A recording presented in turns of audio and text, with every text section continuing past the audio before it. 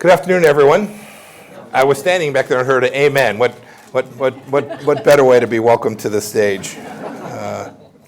Thank you, Madam Foreign Minister, for that kind introduction. I'm delighted to be here.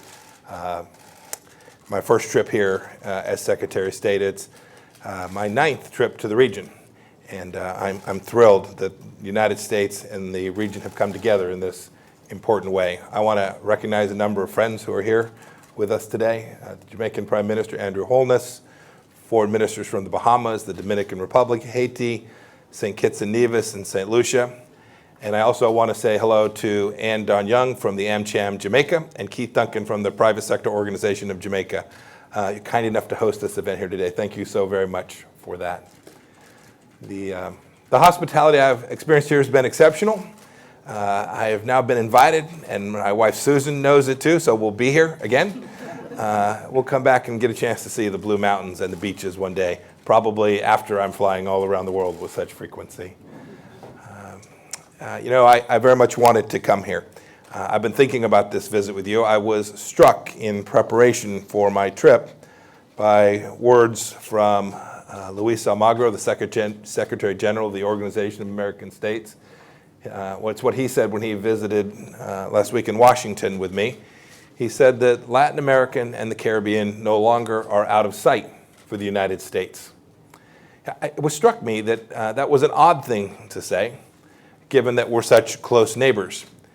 And yet, I think he was probably right. I think for too long, the United States focused on the Caribbean only when natural disasters hit. Too many U.S. officials came here to talk about aid and aid alone. I'm not going to give that speech today. I believe that the United States and Caribbean nations do much more together, can do much more together, and importantly, should do much more together. As the Prime Minister knows, we're natural allies and natural partners. Now is the time to move forward with even closer ties. There's so much opportunity. That's the subject of my remarks today, and then I'm going to take a few questions from Allison. I'm looking forward to it. Look, let's start with geography.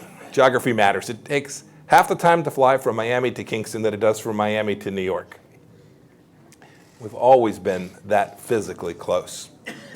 But new challenges to our sovereignty and security demand that we get even closer today.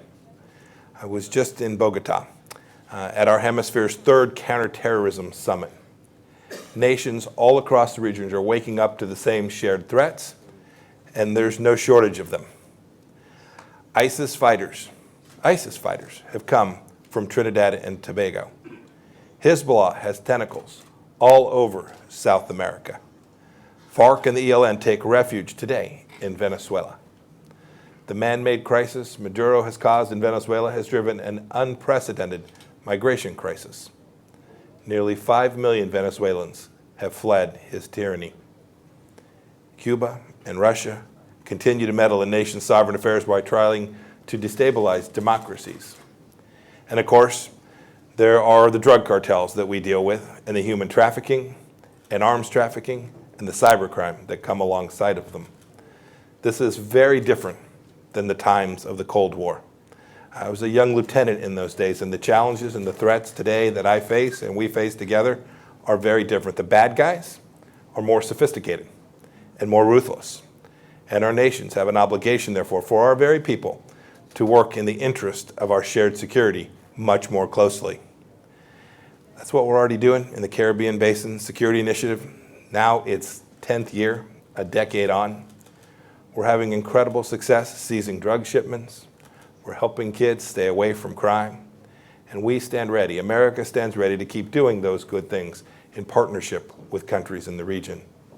Let's keep moving forward on those closer ties. There too is, and we see this clearly as President Trump thinks about America, there's an economic imperative for getting closer. We've long been bound together by commerce. The Foreign Minister talked about the United States being the largest trading partner in the region. As just one example, asphalt from Trinidad and Tobago makes up the pavement of Pennsylvania Avenue. That connects the White House and the United States Capitol. But our economic ties aren't defined by government aid or remittances from members of your communities that have come to the United States. We want to build economically sustainable economies, and it is possible. That success begins with good policies, sound policy. You all know the answer. Respect for the rule of law, property rights, a business culture that is friendly to entrepreneurs and risk takers. We know you're working on all of these things, and we are happy to help. We want the best for your people. Strong economic ties, too, matter in another crucial way. I talked about this in a speech that I gave in California last week.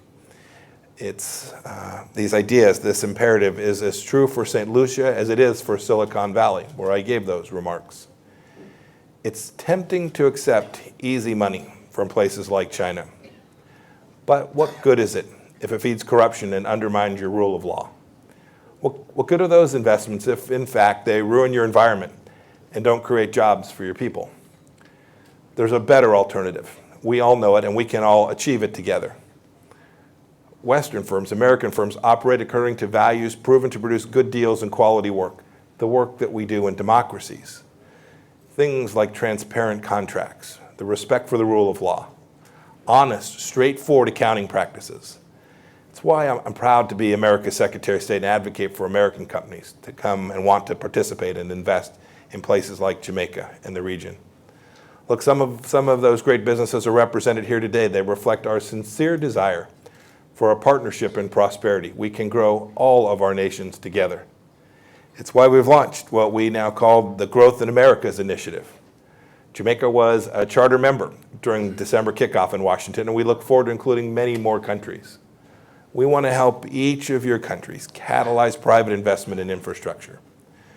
We've created a new development finance corporation that works inside of our State Department.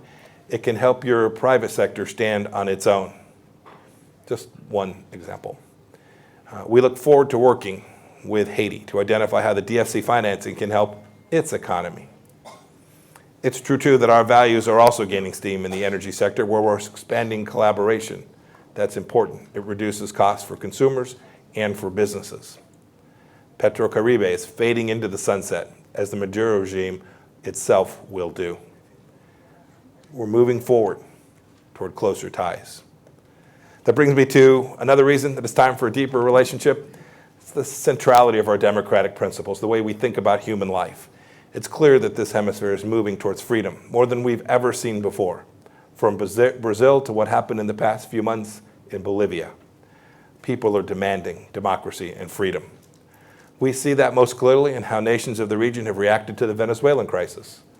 Only the dictators of Venezuela, Cuba, and Nicaragua think people should live under an authoritarian fist. In a failed economy, where benefits go only to the corrupt elite. I know many Caribbean nations, like St. Lucia and Curacao, have hosted individuals who have fled Maduro's authoritarianism. For every nation who has taken these people who are under such deep challenge, thank you. I was with President Guaido on Monday in Colombia.